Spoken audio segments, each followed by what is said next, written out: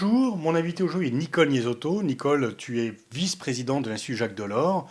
Tu as longtemps eu la chaire sur les questions après au CNAM et tu publies début janvier aux éditions Talendier un livre intitulé L'Europe demain. Alors, c'est justement d'Europe aujourd'hui et demain dont on va parler, avec ce coup de Trafalgar, si j'ose dire, qui est apparu en septembre, au moment où on pensait que le président Biden allait vers une politique plus multilatéraliste que son prédécesseur. Il n'arrêtait pas de dire que l'Amérique était de retour. Ce retour a eu pour les Français un goût amer, puisque le contrat obtenu de haute lutte de vente de sous-marins à l'Australie a été cassé au profit des États-Unis. L'ambassadeur a été rappelé, depuis il y a eu un coup de fil entre le président Macron et le président Biden. Est-ce que les choses sont revenues comme avant? Est-ce que c'est un incident de parcours dans les relations franco-américaines ou est-ce que ça traduit quelque chose de plus lourd? Je crois que c'est à la fois une surprise et en même temps un événement dans la logique de ce que devient l'Amérique. La surprise, c'était parce qu'effectivement, on pouvait espérer qu'avec Biden, au moins la politesse internationale, peut-être pas le fond de la politique, mais au moins les bonnes mœurs, les usages, la courtoisie, le fait qu'on prévienne qu'on va faire un sale coup avant de faire le sale coup, etc. On pouvait espérer que tout ça redeviendrait dans les normalités diplomatiques. Et puis ça n'a pas été le cas, puisque, comme l'a dit notre ministre Jean-Yves Le Drian, ça a été vraiment une surprise, un coup d'épée dans le dos, un manque de confiance, etc.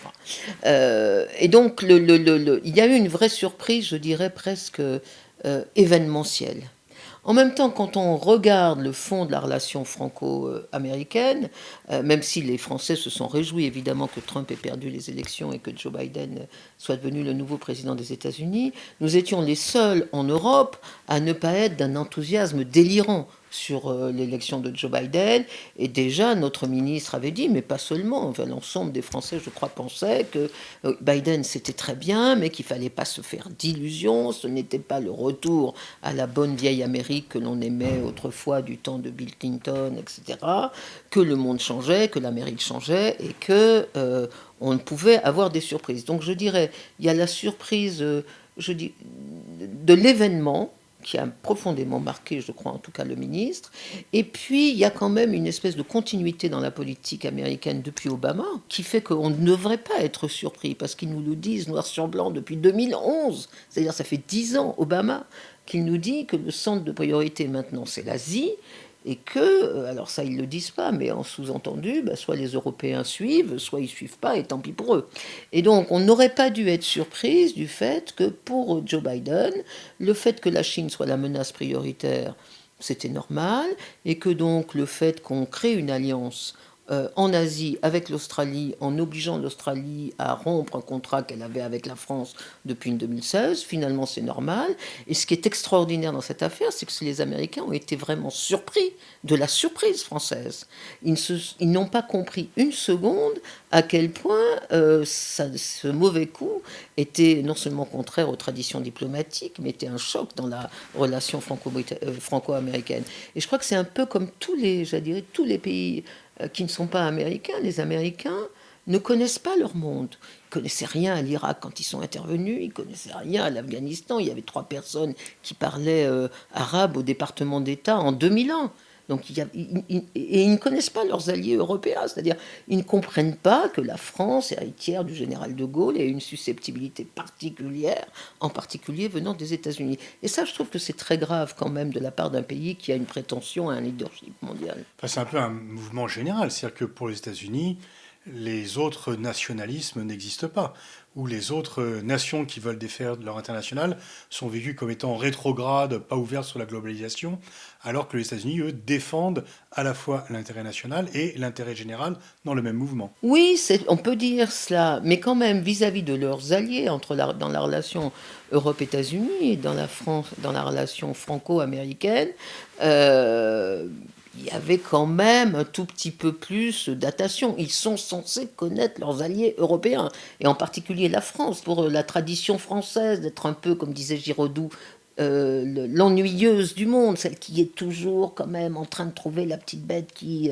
rompt l'harmonie occidentale. Connaissant la France depuis 70 ans maintenant, depuis la fin de la Seconde Guerre mondiale, c'est quand même extraordinaire qu'il n'ait pas pensé une seconde que les Français pouvaient faire une crise d'un événement qui leur apparaissait à eux simplement technique et stratégique. Alors, crise, puisqu'il y a le rappel de l'ambassadeur dont chacun a souligné que c'était la première fois depuis 250 ans d'histoire commune, et en même temps, on a un peu l'impression tout ça pour ça. Philippe Etienne est reparti à Washington. Qu'est-ce qu'il reste donc? Est-ce que business as usual, on revient, ou est-ce que, selon toi, ça va laisser des traces? Moi, je pense que ça laissera des traces très certainement. Alors, simplement, le moment est délicat pour la France dans la définition en tout cas dans la réorientation de sa politique à l'égard des États-Unis. Le moment est délicat parce qu'on est quand même en pré-campagne électorale, parce que la France va avoir la présidence de l'Union européenne d'ici 2 mois, le 1er janvier 2022, qu'elle a déjà, dans un passé très récent, avec cette phrase « l'OTAN est en état de mort cérébrale », que le président Macron avait prononcé, je crois, au mois de mai dernier, elle a déjà créé une situation un peu conflictuelle en Europe sur les États-Unis. Donc je pense que l'intérêt aujourd'hui du président de la République, ça n'est pas de redéfinir complètement en bilatéral la relation avec les États-Unis, mais je pense que ça laissera des traces, et qu'en particulier, pour ce qui concerne la question de l'évolution de l'Europe stratégique, de l'autonomie européenne, ça sera un argument majeur pour les Français à utiliser pour dire aux Européens, vous voyez, il est plus que temps de jamais d'essayer de construire des minimums d'autonomie européenne, parce que même avec la meilleure volonté du monde, on ne peut pas faire confiance aux États-Unis. Au dernier moment, il y en a toujours un qui arrive et qui, finalement, dément la confiance que vous aviez en lui. Donc je pense que ça va être utilisé comme un solide argument en faveur de l'autonomie stratégique. On a quand même un peu l'impression qu'on est un peu démunis. De Le terme l'Europe. de trahison a été employé par le ministre de l'Europe et des Affaires étrangères. Et finalement, est-ce que c'est pas peut-être une erreur de rappeler l'ambassadeur sans avoir prévu dans quelles circonstances on pourrait le renvoyer? Ah non, moi je ne pense pas. Je pense qu'en tout cas, dans l'opinion publique, qui est quand même aujourd'hui le client principal de la politique étrangère, dans l'opinion publique, je crois que cette affaire, même si elle n'a peut-être pas fait la une de tous les villages de France, ça a été ressenti vraiment comme une gifle. Et ça ne se fait pas. Ça ne se fait pas entre soi-disant alliés.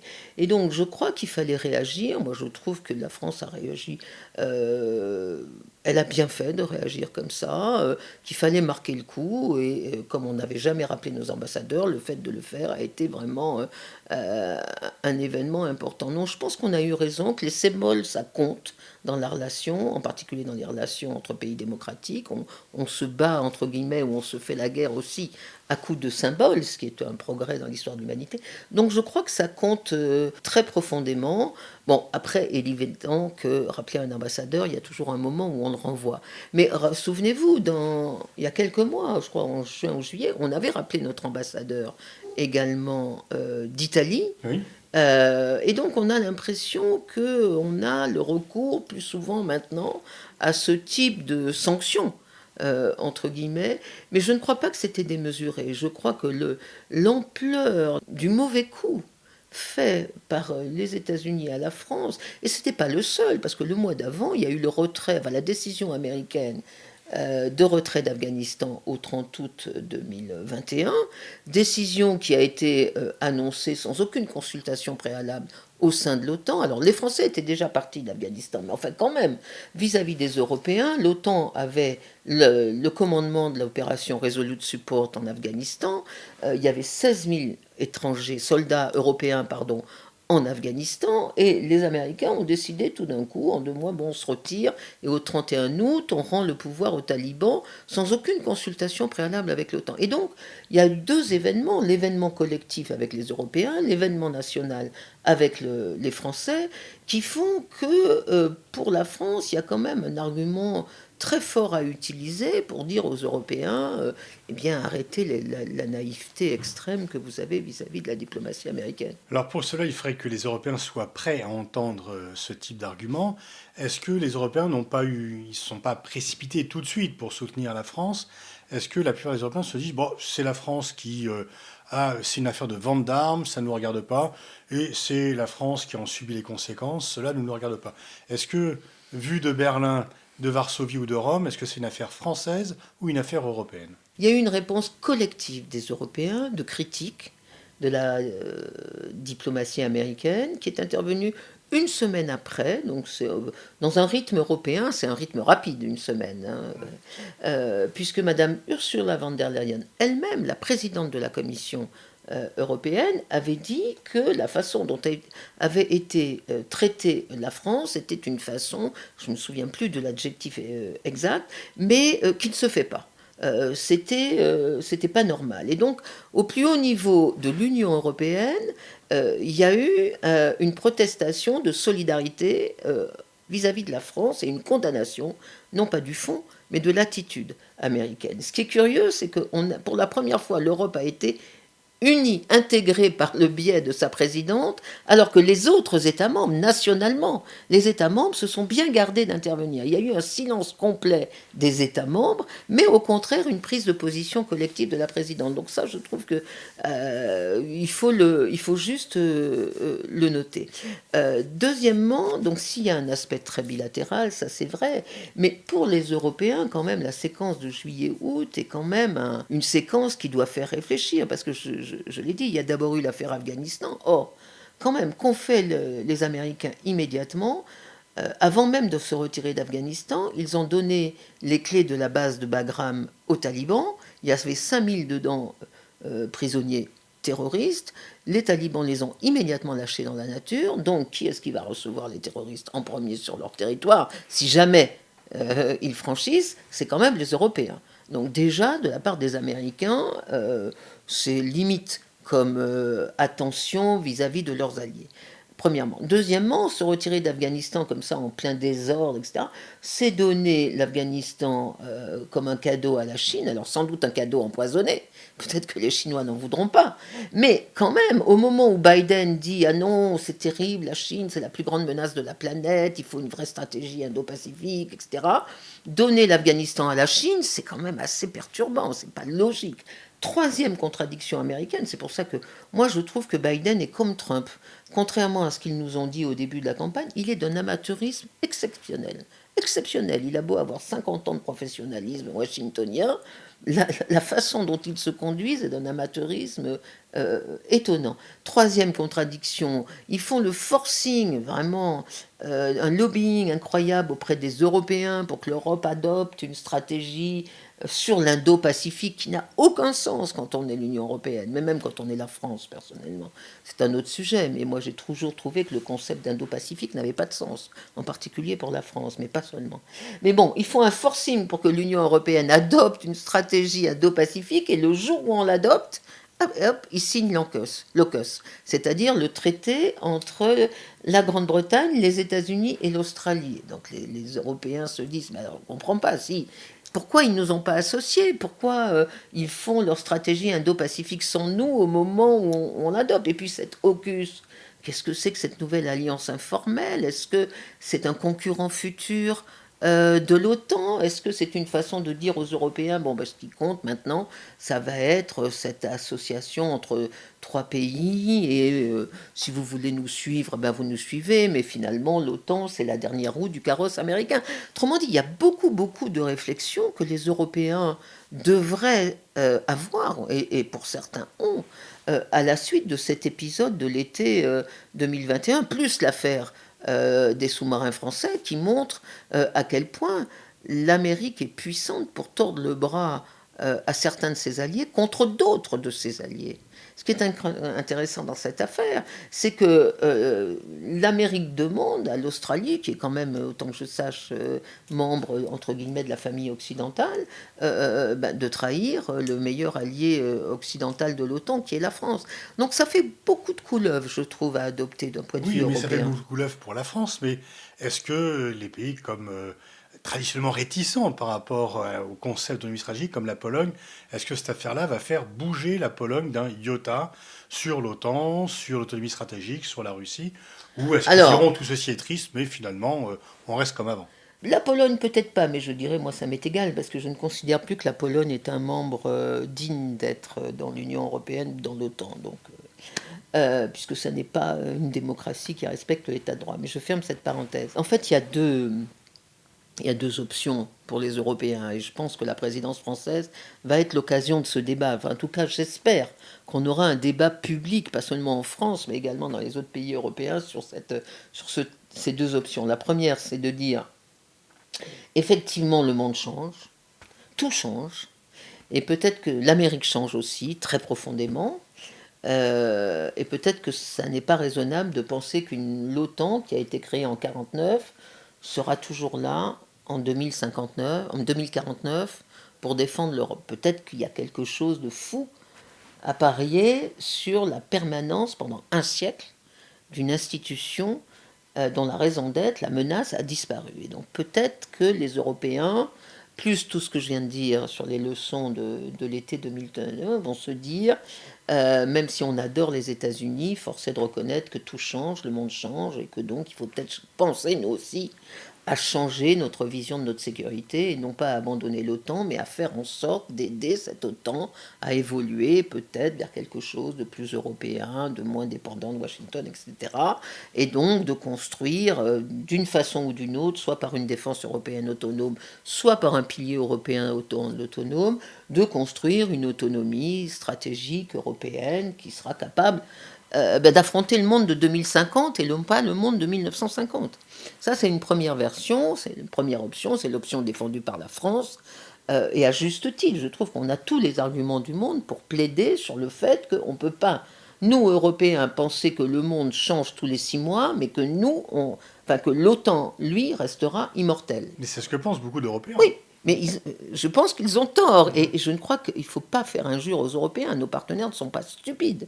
Ils savent très bien que leur raisonnement repose sur de la foi, plus que sur des arguments convaincants. Mais donc, la première option, c'est celle-là. C'est de dire on va construire une autonomie européenne, soit dans l'OTAN, soit hors OTAN. La deuxième option, qui est celle de nos partenaires européens, à 90%, je dirais, c'est de dire oui, peut-être le monde change, l'Amérique change, tout change, mais on n'a pas d'alternative, ou du moins l'alternative nous coûterait extrêmement cher. Construire une autonomie européenne serait financièrement significatif d'une augmentation des impôts de 10% pour l'ensemble des pays si on devait reconstruire à zéro un système européen intégré, etc. Donc on n'a pas l'alternative. Donc la seule solution que l'on puisse faire, c'est de garder l'OTAN, tout l'OTAN, rien que l'OTAN, en l'adaptant. Et actuellement, les débats que je vois, c'est, eh bien peut-être qu'on pourrait inviter les Australiens dans l'OTAN, dans un cadre de partenariat stratégique renforcé. Première option. Donc l'OTAN pourrait être une espèce de maison mère de l'AUKUS, par exemple, plus que Mais les alors, Britanniques. ça serait se mettre frontalement contre la Chine. Bien sûr. Deuxième débat dans l'Europe, alors si on ne peut pas mettre les Australiens parce que c'est compliqué, mais peut-être qu'on pourrait évoluer vers une définition de la zone de l'Atlantique Nord vers une zone de l'hémisphère nord, par exemple, ou quelque chose de plus vaste. Autrement dit, ceux qui veulent garder l'OTAN absolument pour des raisons à la fois idéologiques et pour des raisons financières, parce qu'il y en a beaucoup quand même, ceux-là sont prêts à faire évoluer l'OTAN dans un sens chinois. Ça veut dire qu'ils acceptent l'idée américaine que l'avenir du monde, en tout cas dans les 20 années qui viennent, c'est un avenir confrontationnel entre deux grandes puissances, les États-Unis, leader de l'Occident d'un côté, et la Chine, leader de tout ce qu'elle voudra de dictature autoritaire de l'autre. Et donc, je crois que derrière ce débat sur OTAN ou autonomie européenne, il y a aussi un autre débat que je trouve plus important, qui est presque philosophique. C'est sur quel monde voulons-nous dans les décennies qui viennent? Est-ce qu'on On veut un voit bien monde... quand même les solutions de remplacement. Dire on pousse les Russes dans les bras des Chinois, ce que fait un peu quand même le monde occidental, et après on s'offusque cette alliance. C'est ce que vient de faire le secrétaire général de l'OTAN. Stoltenberg qui dit attention, il y a une alliance Oui, russo-chinoise, il faut que l'OTAN réagisse. Mais du coup, c'est un cercle vicieux et on suscite oui, la absolument. menace dont on Absolument. se plaint. Absolument. Autrement dit, si on est persuadé que l'avenir du monde, c'est de nouveau un affrontement binaire entre nous, les démocraties, et la Chine autoritaire, eh bien, on a intérêt à tout classer dans ces deux camps. Et donc, les Russes, ça va avec la Chine, et puis les Saoudiens, ça va avec l'Occident, c'est clair. Et alors C'est comment logique, d'ailleurs. sortir de cela? Parce que finalement, c'est la voie express vers le choc des civilisations. Oui, alors, en tout cas, c'est la voie express vers un monde qui n'est pas le monde réconcilié par la Comme si l'OTAN avait mondialisation. besoin d'un ennemi pour continuer à exister. Oui, mais je crois que l'OTAN n'a pas réussi la transformation elle aurait pu faire en 90-91 quand l'Union soviétique s'est effondrée. L'OTAN aurait pu, d'ailleurs c'était une idée du président Mitterrand qui l'a mal exprimée quand il a parlé de la Confédération européenne, mais il y avait quand même cette idée en France de dire on ne peut pas garder une organisation, enfin une division de l'Europe en deux avec une organisation militaire d'un côté, axée contre un ennemi qui a disparu de l'autre, et que donc ce qu'il fallait c'était essayer de penser la maison commune, comme disait Gorbatchev, ou la Confédération européenne, comme disait Mitterrand. Le problème de Mitterrand, c'est qu'il excluait les Américains de cette reconstruction européenne. Moi, je crois qu'il faut effectivement reconstruire une architecture de sécurité européenne avec les Américains, puisque tout le monde considère que l'Amérique est une puissance européenne.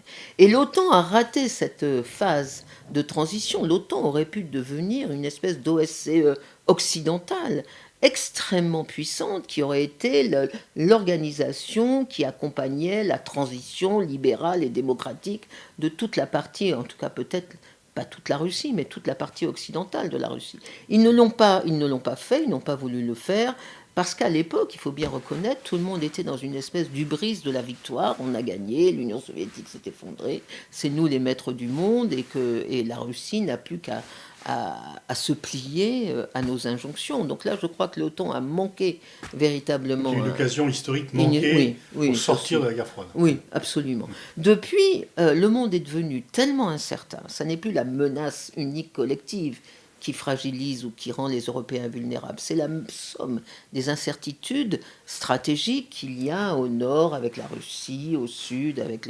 enfin, toute la déstabilisation que l'on connaît au sud, plus le terrorisme, plus les vagues des réfugiés, qui ne sont pas des victimes, mais créées de l'extrême droite chez nous, donc ça devient une menace sociale, etc., etc. Donc il y a plus la cyber, plus tout ce que vous voulez. Il y a une telle accumulation d'incertitudes stratégiques que du coup l'OTAN retrouve une raison d'être. Et moi je dirais que plus ça change, plus c'est la même chose. Quand il y avait une menace massive contre les démocraties, l'OTAN était justifiée.